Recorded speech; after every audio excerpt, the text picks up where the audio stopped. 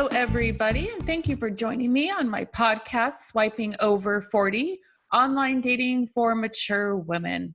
So all you ladies over 40 years old that are looking for love the first time around, or maybe it's the second or third time around, join in on our podcast as I interview all different types of men from all walks of life who give advice on dating, how to navigate the internet dating process, things that men are looking for. We share stories, looking really forward to sharing all this valuable information with you and helping you find love the first, second, or even third time around.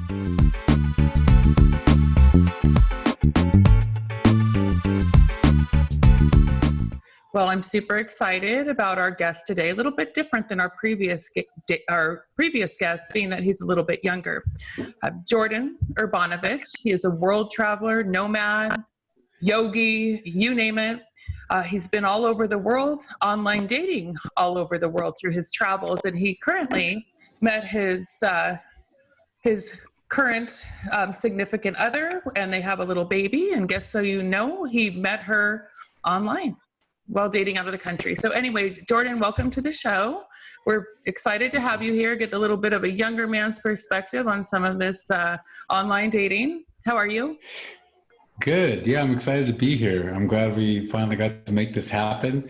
I feel like I've experienced a lot of, it felt random at the time, but now that, there's more of an open world, a world that's more open to online dating, I feel like there's things to talk about that could be valuable to people. So absolutely. And so that's why we're excited to have your expertise here on our podcast. But ladies, there's a reason that I chose Jordan, not just because he is a world traveler, again, online dating through multiple countries, and he did find love through that online dating, but because Jordan had an affinity for mature women, and he's going to give his perspective on how that worked for him. He's going to give some tips on, things that maybe could be adjusted a little bit from his perspective.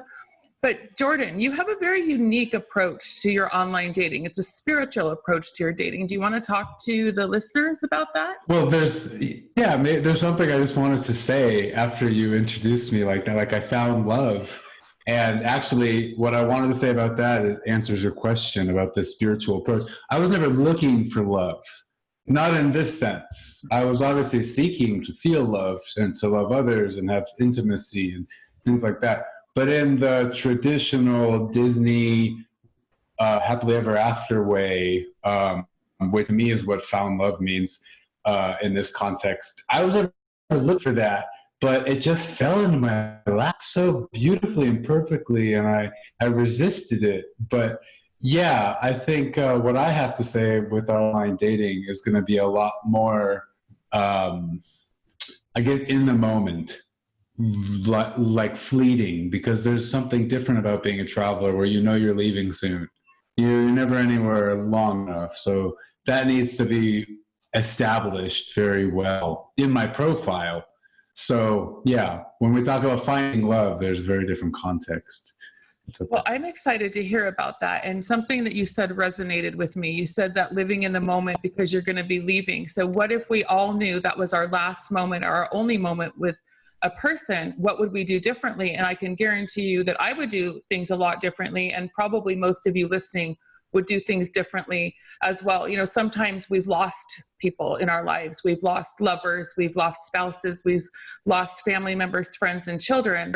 And if we could go back in that moment in time and live that last moment with that person, what would be different? But it sounds like what you're saying is because of the way you dated traveling, that every date you had was living in the moment as if it were your one and only or your last, right?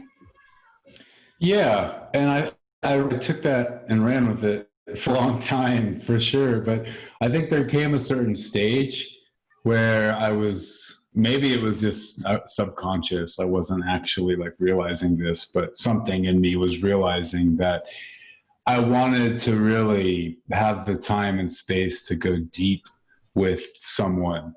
Whereas when everything's fleeting and going to end soon, you could have something beautiful and very real and very organic but there's no replacement for time. You know what I mean? Like, you could meet someone and know them for a day. You could meet someone and be with them for 40 years. And it's a very different relationship. Would you agree? Yeah, I would agree. And this is my question for you, Jordan. You weren't looking for that. You were enjoying living in the moment, traveling. What was it that captured your heart about this woman that made it different, that made you decide that, hey, I want to take it to that different level. I want that deeper level. I want to stay with this woman. Was it a choice, or did it just, you said fall into your lap, but I'm sure there was a lot more to it than falling in your lap. So again, was it something specific about her that was just different? And before you even answer that, how many women do you think you dated, even if it's one time? Okay, let me ask you how old you are. I'm 32. 32. Okay, and be honest. We can cut this out later. How many women do you think you've been on at least one date with in your 32 years? Oh. Guesstimate. You mean from online dating or just in general? Well, let's just say in general. I couldn't answer that. Well, is it over 1,000? I couldn't answer that. Okay. So you don't have to answer that. It might be, but I doubt it. Okay. I don't think it's over 1,000. Okay, but you definitely you're not a novice in the dating area, even in the online dating area. Oh yeah. If we want to talk about why I'm accredited to talk about this stuff. Okay, sure. I think I've traveled to 50 countries exactly. And I made it a mission to get to country number 50, like a month before the baby was born. Because I was like, wait a minute. Country number what? What country? Number 50. 50, okay. Yeah, so it was really important to me. I was just like, 50 is a nice round number. I might not be traveling in for a long time. So I made that happen this year. And I would say in at least half of those countries, I was doing online dating in some form since, for 7 years. Actually longer, for 9 years now. I've been online dating since 2011. So that landscape has changed, and what a date, both in itself and in the internet and the world. But for me, what a date was, a lot of times by the end, Tinder is just a way to make friends that were just always of the opposite sex. And I would use OkCupid. I actually started messaging guys a year and a half ago. It was like on my last hurrah. And I just said, look, I'm not interested in guys. I have someone I'm dating, whatever, but I'm really good friends. You look cool, and I like your profile. You play guitar, maybe we can jam. And so for me, it really just turned into meeting people, because how I flow with anyone, it doesn't really matter if you're from the internet or someone I meet in real life. If there's chemistry, I'll be organic with it. It can be physical, it can be something different. But if there's not, I'll still enjoy it. I'll be present. Doesn't mean we'll get physical, but I won't judge it. I won't compare it to some kind of expectation of, it's a date, or this is just someone really cool. And I just look at it like, this is someone really cool according to our chat and your profile. Let's go meet up. Maybe it goes further, maybe not. By the time I met her, it was kind of clear right away that it was going to be romantic. And all the other girls I had been speaking with and hanging out with were already becoming friends anyway. So I was happy to share it with them. And it didn't really hamper our relationship. And I'm talking a lot, excuse me. So. No, that's what we want you to do. That's why I have you here. No one wants to hear me. They want to hear you talk. So I have so many questions for you based on what you just said. But the first question I'm going to ask you, which I already asked before, is how many countries? And you can't even say 1,000. So I'm imagining it's so many that you can't count, which is fine. You meet people, and it's understandable. Online is a forum not just for meeting someone of the opposite sex in which you want to pursue a relationship, but it's for friendships as well.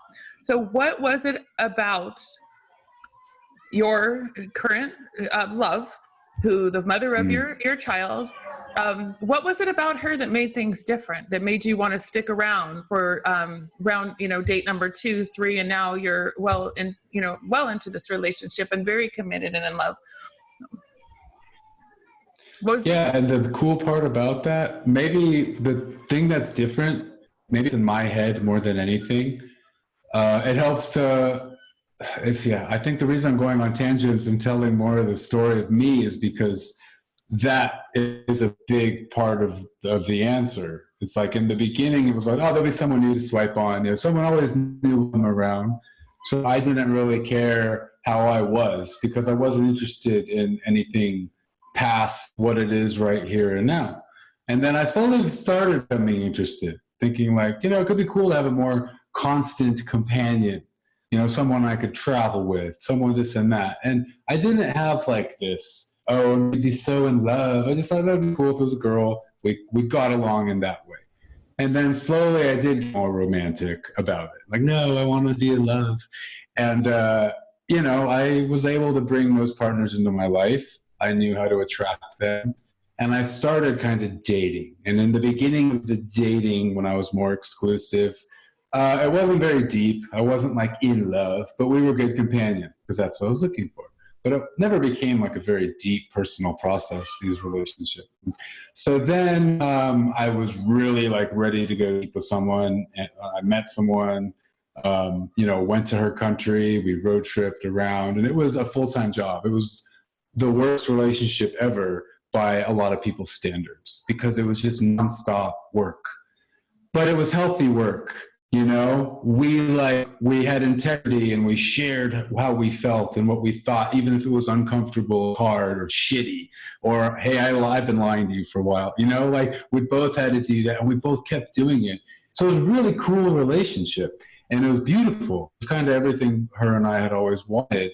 But we finally just realized, like, after a year, this is too much work, man. Like, we need a life. We don't have time to work. We don't have time to do anything. We're just traveling and fighting, like healthy fighting, processing. But that's why we said goodbye, because it was just too much of a process. It felt like things were looping around. So it was very soon after that ended, very peacefully, that my partner now came into my life. And I think, to answer your question now, I would honestly say I think she won or whatever. I think, you know, she won your heart, right? I mean, I don't even want to say it that way because she just wanted me to be me. She wanted to support me. She didn't have her own agenda other than loving me and making sure I knew I was loved. And think about it. You've been traveling single for 10, 12 years. You're meeting girls all the time. You have an infinite, you know, availability. In a lot of parts of the world, you're exotic because you're a white guy. They think you have money, blah, blah, blah. It doesn't matter. Like there's just everything. You're getting so much attention. Like, and then you do want to start dating and, you know, there's still this monogamous kind of mindset in our society. Like, no, these are our rules. And in the beginning, I didn't realize like I needed to communicate. Oh, I'm not monogamous.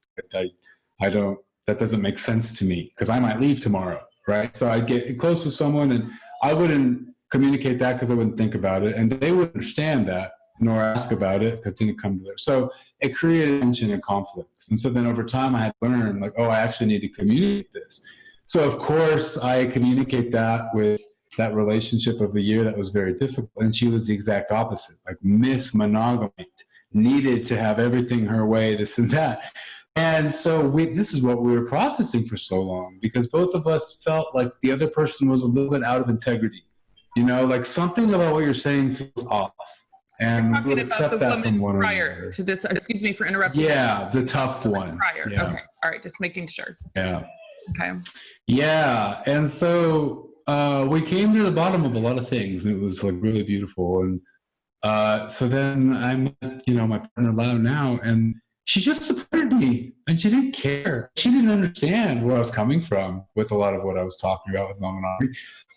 But even if she did care, she just was herself, and she just said, "Okay, you know, you do what you need to do, and you know, I trust you." And it was very. It was like me practicing everything I learned from the hard relationship. Like, no, this is going to be uncomfortable to tell her this, that I'm feeling, you know, hot for that girl there. I'm still seeing this girl. Like, this is going to be uncomfortable, but I have to do it. I owe her this. I owe myself this, because I was sick of leaving kind of a wake of miscommunicative disasters. I just keep moving forward and I don't have to deal with anything. So what I'm hearing is, sorry, that's my dog. Someone's obviously outside. Sorry, people. We're all stuck inside with COVID-19, right? And it is what it is. So one thing that you said, and correct me if I'm wrong, and I think this is something that a lot of us, excuse me, Sadie, a lot of people do sometimes get wrong, is that they do have an agenda. You talked about she didn't have an agenda other than loving you. And a lot of times, and I've talked about this with other people I've interviewed, men, it's fair to a man when a woman has an agenda, vice versa. And a lot of time with women, an agenda is a commitment, a relationship, some type of exclusivity. And with a man, the agenda that the woman feels a lot of the time is a sexual agenda. They want to take you to bed. And everything they do is geared towards them, taking you to bed, and vice versa for the women.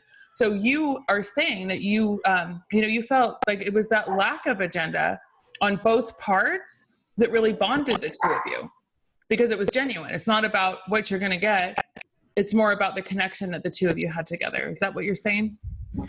Yeah, totally. It's what I'm saying. And she was very genuine with me about how she was feeling. And for me, it was a challenge to be genuine, because I was so used to just kind of hiding the truth. Didn't need to be out in the open just yet, or something like that, which is, my intentions are, I do want to meet you. I do want to get close to you, but, I'm just going to keep moving forward. I'm not going to, even though I may not have known those intentions myself, right? So with her, I kind of like, I'm feeling like this oxytocin rush. I'm feeling like I need to be with you. Normally that means I got to be careful, because I fall in love easily. And then it turns out to just be, brain drugs, like oxytocin is crazy. And she's like, yeah, I kind of feel the same way. I said, okay, so let's not get too clingy here, let's just be real. It's like, okay. And then that was cool. I'm like, wow, I've never experienced that. We were both just kind of owning how sometimes we could jump in trying to get to know each other better without, just breathing and just being like, okay, And even though we both felt it, their intuition was strong, it was real. And that's how I've been living for so long. But with her and I, we're just like, yeah, okay, we could be more balanced about it. And then we let that happen. And then we're just like, all right, well, let's see each other then. And so it was cool. It was like we got to neutralize the jumping in reaction of wanting to feel in love, even if it doesn't mean anything in your mind or deeper in your heart. But it's like this, that brain reaction of having a crush on someone.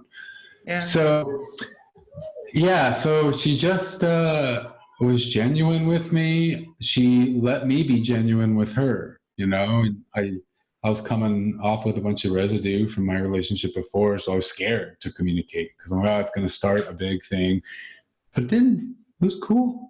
Right down to the last minutes, even still today, I could tell her, hey, I really need to get on Tinder and just let off some steam. She'll be like, okay, and we'll talk about, depending on the depth of that relationship, we'll talk about how it makes me feel.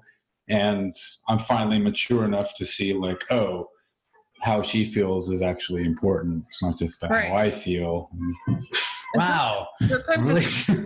Sometimes just being given the opportunity makes you not want to do something. If you say, if you're feeling a certain way and you're able to communicate that to your significant other, whether it's wanting to just have something new, meet somebody else, and if they say, okay, do it, sometimes it takes away that desire to do it. You think, oh, I can do it. And then it's not so attractive.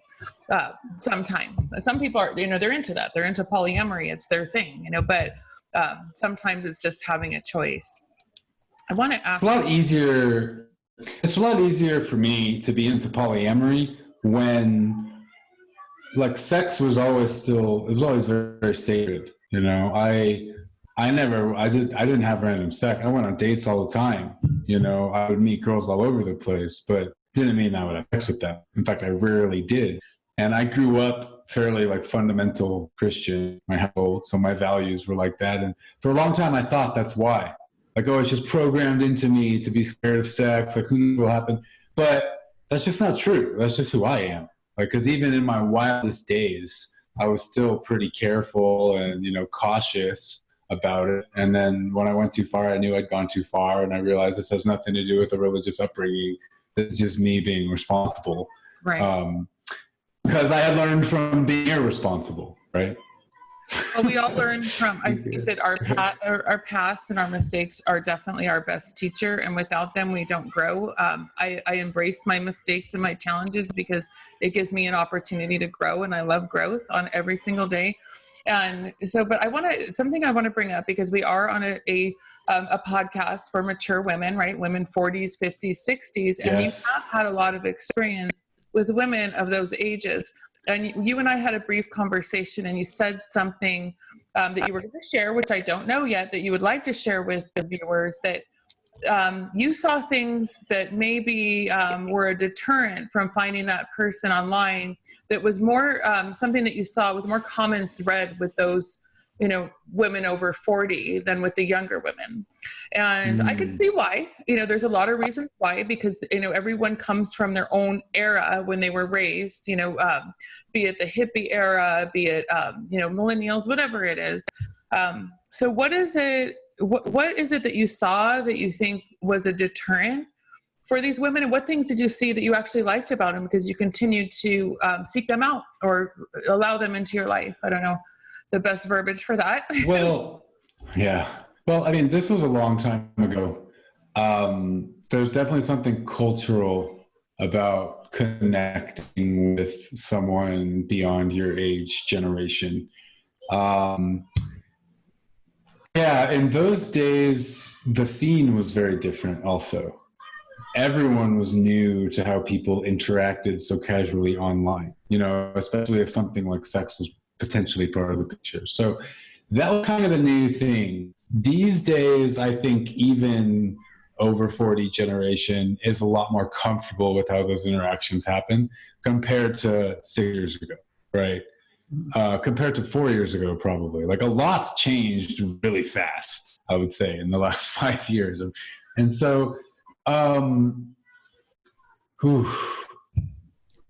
so what I would say in that regard, first off, I'm really starting to just believe that everyone's different. Every woman is different. Every man is different. So things I once would have really attributed to a woman being older, this could just be because she's her. And this other, person is not. And maybe if that same woman was 20 years younger, they would still be the same way and present themselves the same way. So that kind of, I guess, judgment on my part was kind of like, that's how I used to be when I saw it. But what I did experience, to answer your question directly, was there was definitely, especially for the recently divorced, thinking they were just going to jump into a big relationship. And that to me just seemed kind of silly, like in general, not just like because they're meeting up with a guy 20 something or 15 years younger than them. Like, hey,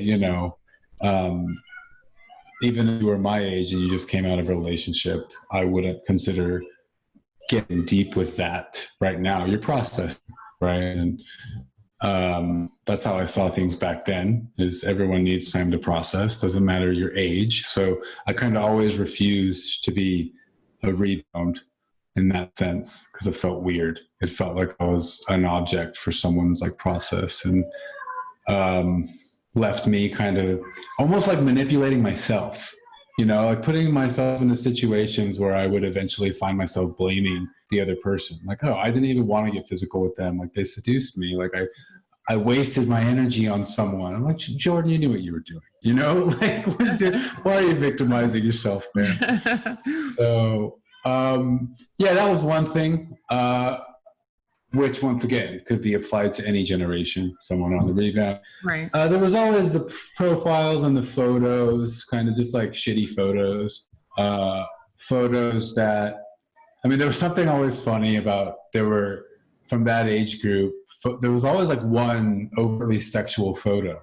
Because as I saw it, it was much more clear, like, over 40s women, over 40s men, hey, we're meeting up because whether we get married or not, the overarching goal is to get laid, right? Like, in somewhere in this picture, I'm here to get laid. forget everything else. You know, everyone needs to get laid sometimes. So there was always one like overtly sexual photo. And I kind of liked that. I'm like, this is cool because it's direct. There's a lot less bullshit.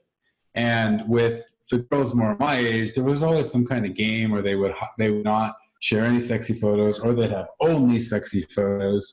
And you just develop this impression of people before you even meet them. And that's kind of why it slowly started to fade away there, because it's so easy to mold and to form and to kind of manipulate how you present yourself online in order to score for whatever you're looking for. And I definitely did that myself.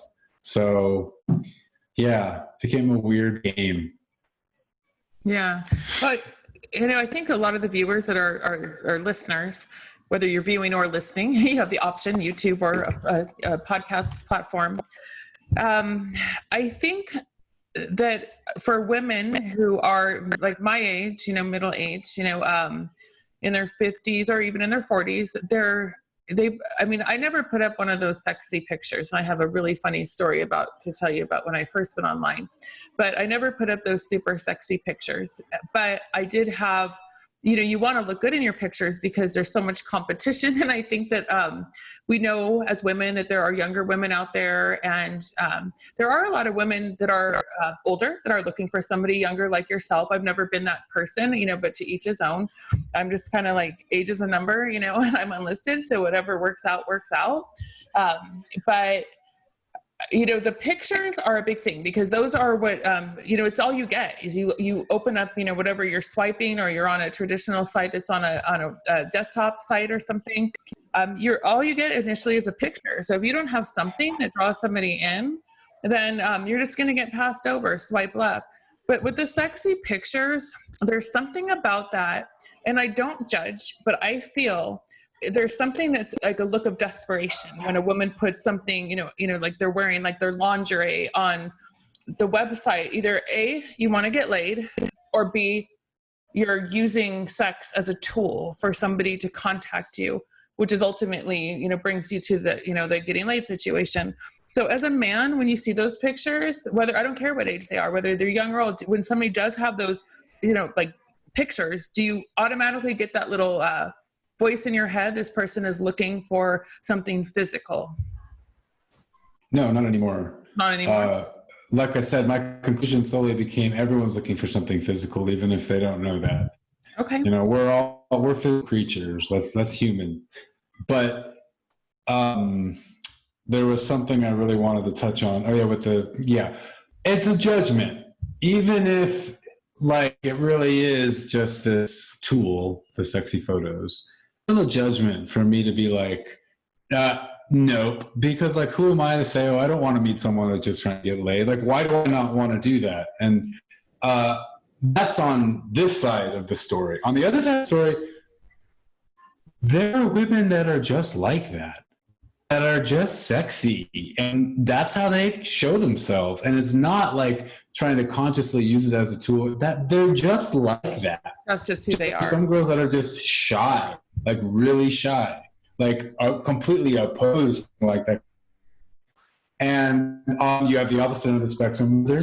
Some women are just sexy, and it doesn't even matter their shape or their size or their weight. Like some women are just like that, and they carry it in them, and it's just that goddess thing. They're the goddess within energy. So okay, so let's talk more about, you know, I want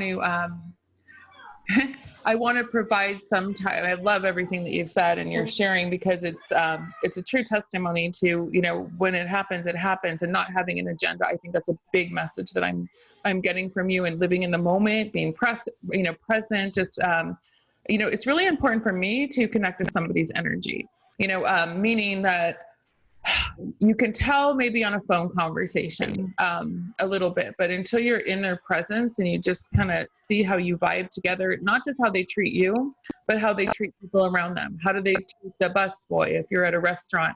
How do they treat the waiter? Do they pull out your chair? It's the little subtleties that you start to pick up on a person. But what for, you know, for women who are out there that are, you know, mature women, 40, 50, 60, that are looking, you know, for some type of, you know, I think most of these people are actually, that listen to this channel are really looking for one person. They're looking to find that relationship, somebody, whether it's a travel partner, whether it's a best friend, whether it's a husband, whatever it is, they're looking for someone. So what advice, since you have so much experience, what advice would you give to women, who are out there, as far as profile, as far as conversations, as far as, when I say profile, I mean what pictures that you're posting, what you might write in your profile that might catch somebody's attention, things like that. Like, any advice for them at all? Yeah. Well, yeah. My advice first off is, if you are looking to date a younger guy, really ask yourself your intentions. And it doesn't matter what those are, but really figure out what your intentions are and put that on your profile.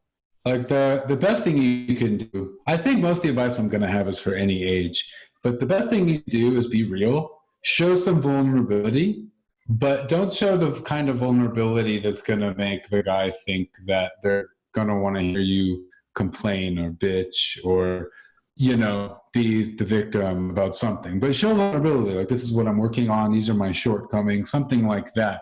I think that really helps open the door to a lot of, some people go deep, some people don't, and everyone goes deep in different ways. It's a matter about the type of deep you're looking to vibe with, whatever.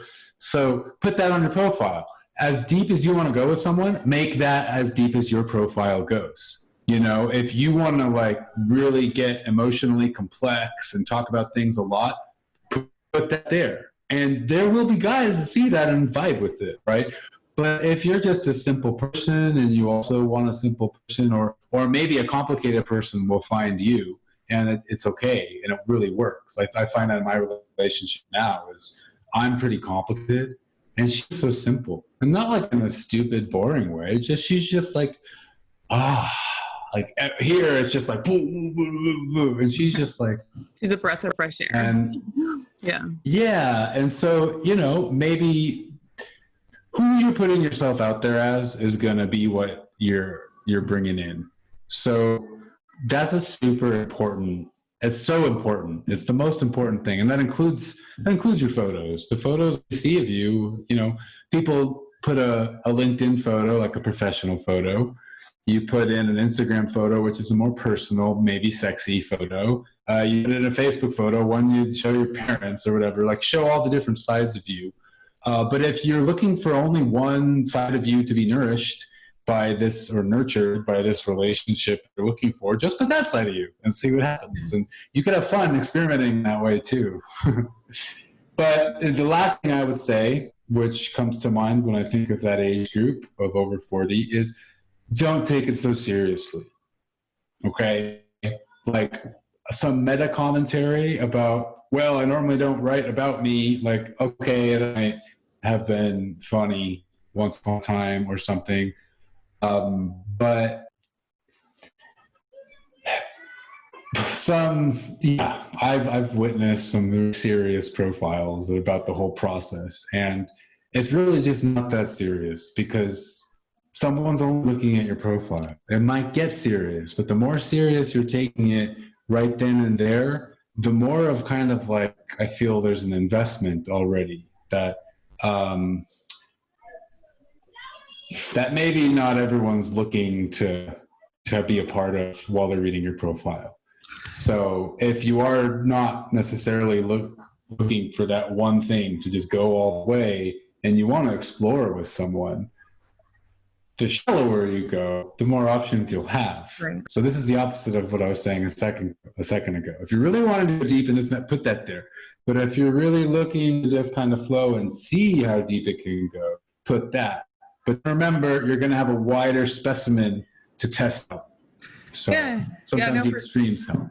Yeah, for sure. And I know that I've talked, I'm hearing this from you. It's a little bit different than some of the other men that I've talked to, which is, and my advice, what I talk about in my book, Dating in a Fast Food World, which is not just my experiences that I brought to the table, which is a lot of experience, is the experiences of other women and the experience of men as well. So it's a culmination of different views.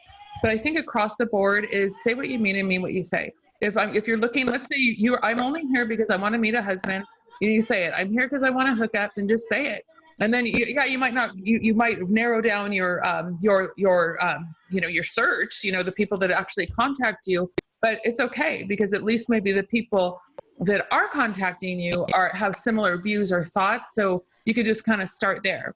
Again, if you don't know, hey, you don't know. And so I think it's important to be, I think it's really important to know yourself before you even go on there, because if you're really looking for more than just hanging out, you need to know who you are and what it is you want. And somehow, some way, I feel that can come across in a profile, or may just come across in some of your photos, right?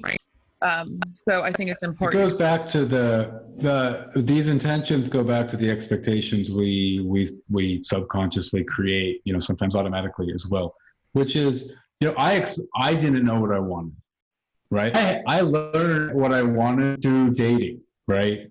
Through online dating.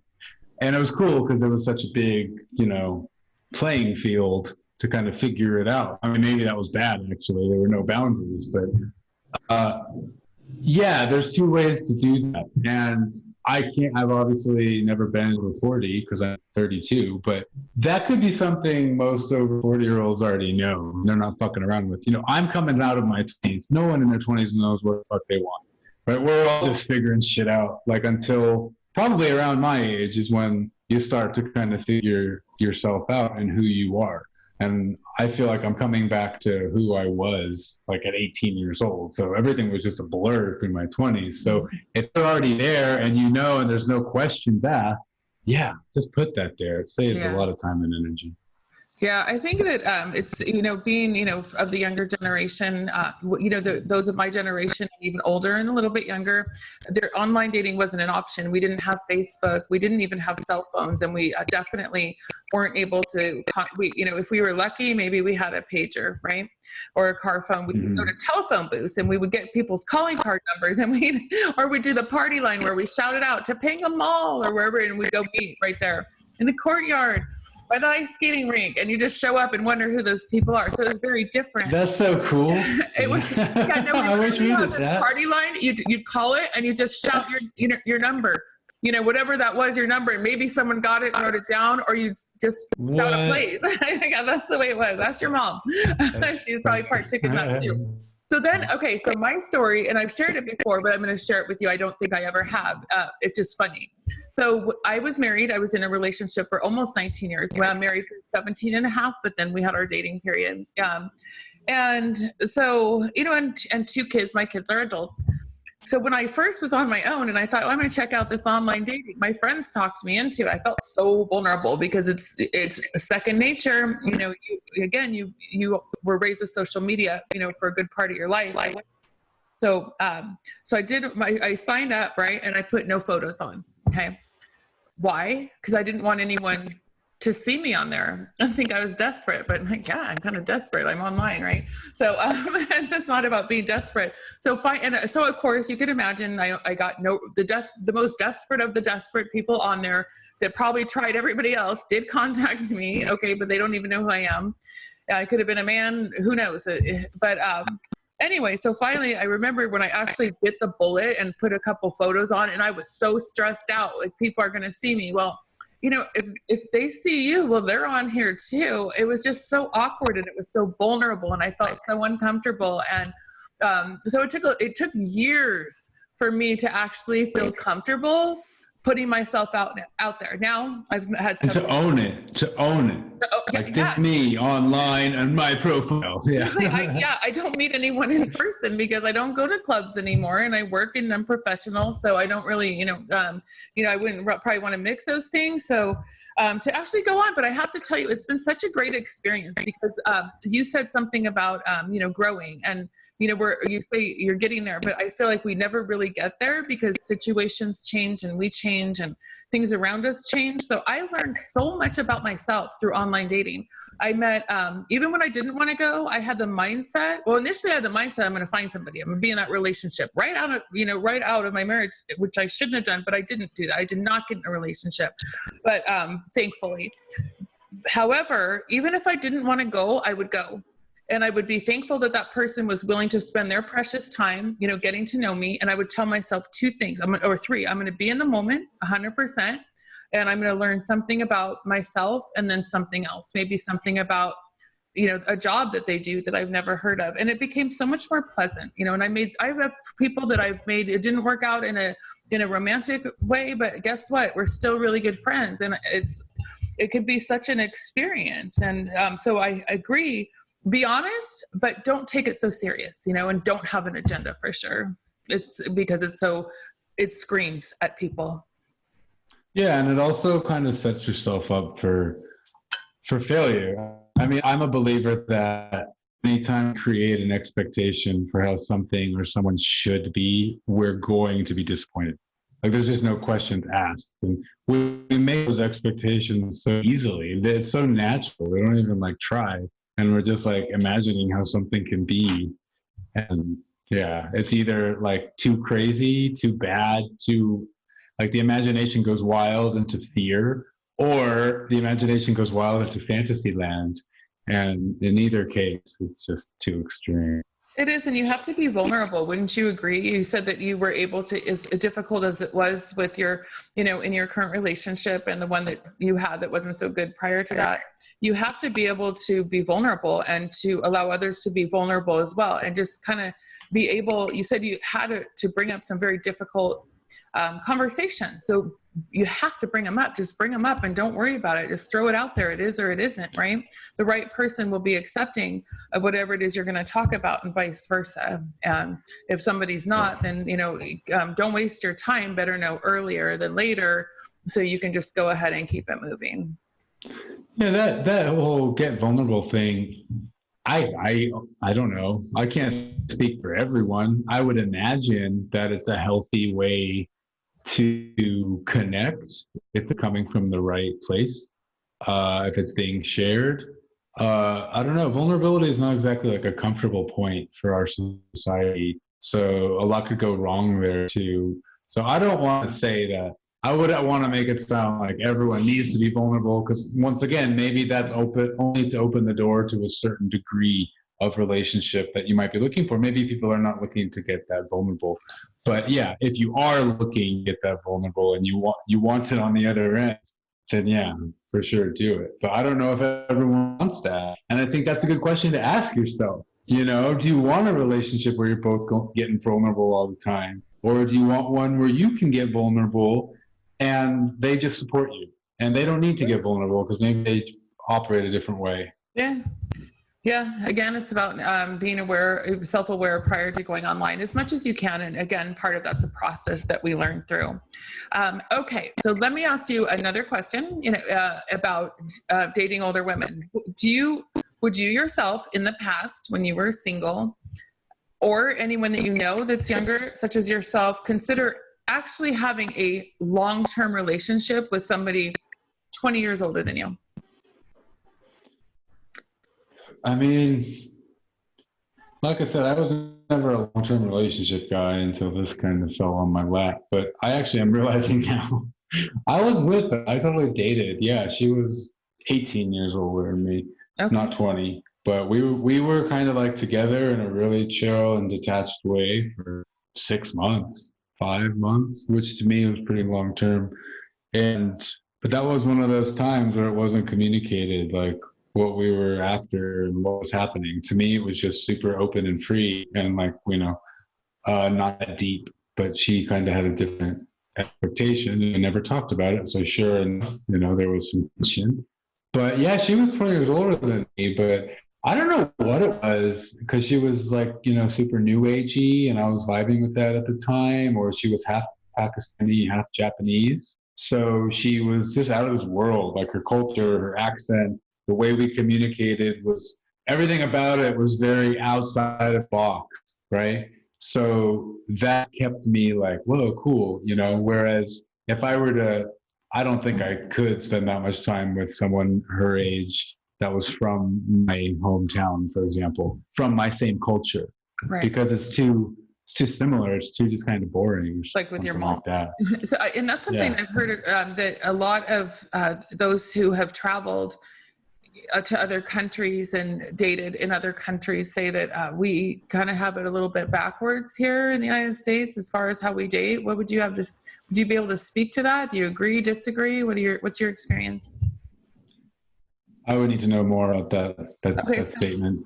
So what I've heard is that we have too much, I've heard across the board, I mean, I don't mean a lot of people, but enough people that have dated outside, people from other countries outside of the country, that the United States has the way they view relationships is, a lot of monogamy, a lot of, you have sex with one person, you only see one person, it's very traditional. Puritanical. And it's a country founded by Puritans. Right. Puritanical. Yes, perfect verbiage for that. So, but in other countries, they don't view it that way at all. And it's there's a lot more openness when it comes to sexuality, when it comes to dating multiple people. It's just not really, they don't trip. It's just something that's culturally accepted. Have you seen that in your travels? I mean, I haven't experienced it enough to claim to be an expert on it, but I mean, people are always way more chill, like in other countries. Like, I'm a traveler, I'm just passing through. Like, it was just so easy to talk to people, to be real, not have expectations, and a friendship. And I feel like maybe it was just because I was just another American. So when I'm in America, actually, this is actually a good point. When I'm in the States, or when I was in the States using these apps, the only people I ever would connect with ended up being other travelers because we didn't operate the same way as, like, I guess what you're saying, the typical American dating scene, because it was just so foreign to us. I would consider it an accomplishment when I could get a date with a typical American dating scene girl and be able to tell everything about me by the end of it. And like most of the time they would just be like the level of disconnect, it would be off the charts. Like, we'd be getting along, it'd be good chemistry, like organically really beautiful. And then we get to the part where I just talk about like real and how I see relationships and kind of expand upon what my bio hints at. The level of disconnect could be off the charts. Or a lot of times I would be able to connect with them at a level where they could actually see it. And it could kind of, they didn't have to agree with it, but they would kind of see my point of view and be like, okay, that, maybe that makes sense. Which I would always feel like, oh, this is cool, because they probably would have had an opportunity to see things out of the box if I didn't come traipsing through. But going back to earlier, what were my intentions? I didn't know them. So for all intents and purposes, we could follow the stereotype that even if I was a traveler, even if I look at things all whatever spiritually, I was still just trying to get laid. Okay. You know what I mean? I was still just another guy. So who am I to really say was the effects? And a lot of men, regardless of age, initially that's might be the pursuit for a lot of men. Not all of them, and a lot of them that I've spoken with, they do have a lot more on their mind and their heart than that. However, they'll kind of take what they can get. If it's there, it's there, and they'll take it. So, men are men, and I'm not saying that all, men are sexual beings by nature. I'm not saying that women aren't, because they are as well, but it's just a little bit different sometimes. So, And just to expound upon breaking that stereotype just a little bit, I have experienced quite a few women that fit the bill for everything that stereotype about men is, and that's come to kind of change my perception of it too. Like I was saying earlier, some women are just sexy and they have sexy photos like that. Some women are just sexual and they will, have sex with whoever they want to because they're free, they're liberated, and they have their own reasoning. And I really came to learn to respect and admire that. I realized that's not me, but I can respect and admire this in the way they do things. But before I was really coming to terms with that, I would feel kind of offended sometimes when I meet with a girl and think like, oh, this is great. And then it came to a certain point. She's like, all right, so we go into your place or mine. And I'm like, whoa, like I thought we were on a date. Like, what is that? You know how a lot of women feel. Yeah, that's what I'm saying. Like, this is exactly what everyone's felt men, but these women exist too. And like, nothing against it. I think it's cool to do you. But yeah, that was always kind of startling. Yeah. Yeah. And you know what? And again, I know women like that and I know men like that. And I know those that aren't. So again, everybody is an individual. They're coming from their own place and space. And everybody's experience is individual. And would you tell our viewers where, before we get going, you're not in the United States. Where are you currently? I'm in Argentina. Yeah. So we crazy met the girl. Within a few months, we decided, yes, let's have a kid. This is awesome. There was like 20 minutes of like, oh shit, is this what we wanted? And then we both realized like, yes, this is exactly what our lives need right now. Another trippy part of the whole story. And then spent 9 months together, came back down here just to kind of finish up her fiance visa process. And there was a chance of getting back there before baby's birth.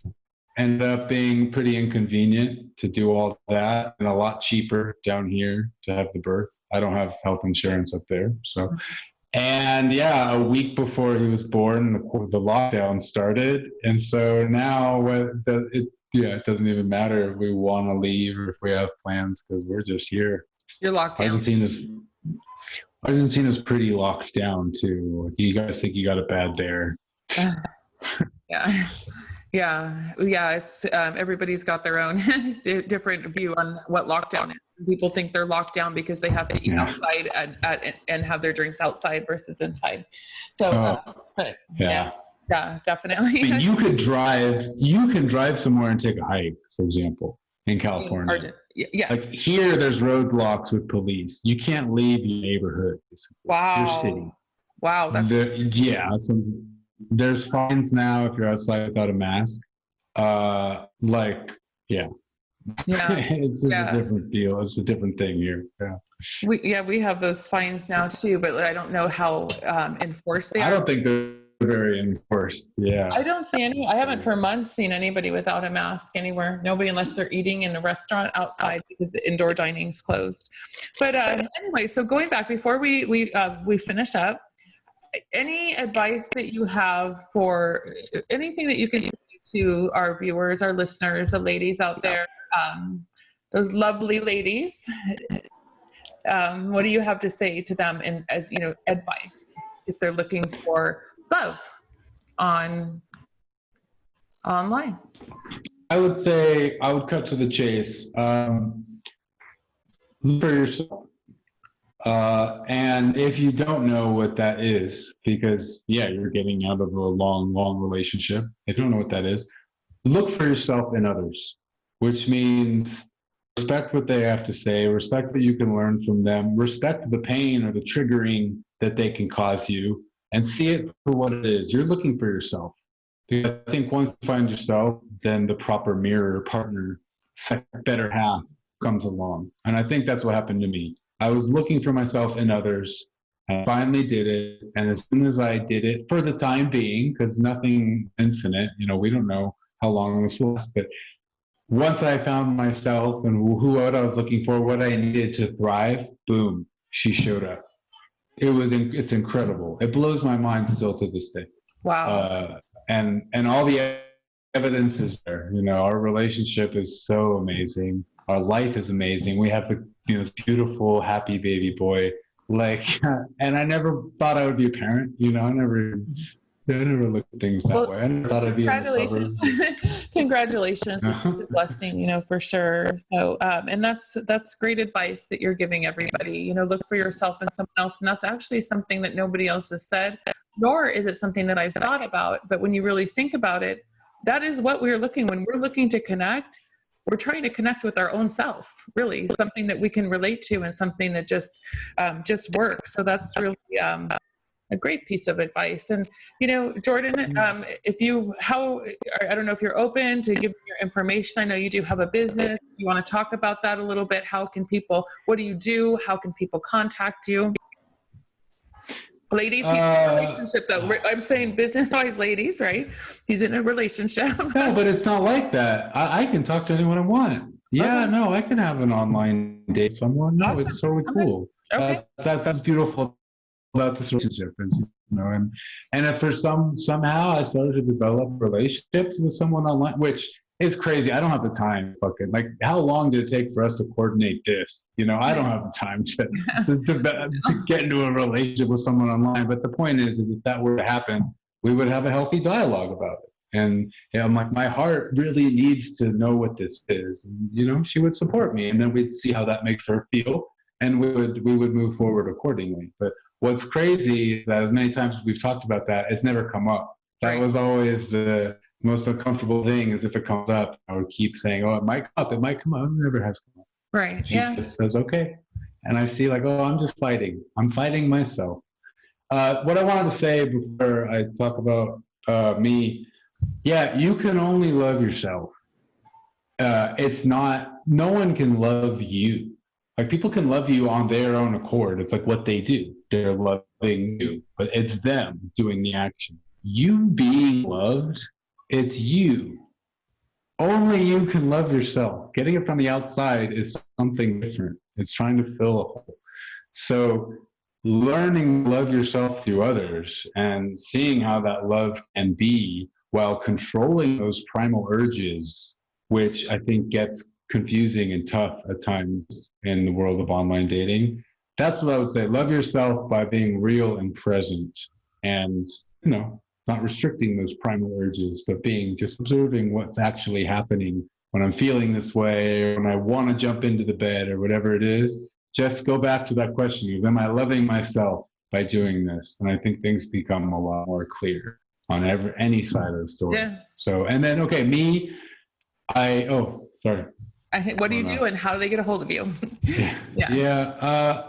It's hard to get a hold of me. I've been like in a cave with this quarantine. I don't even know if I want people to get a hold of me right now.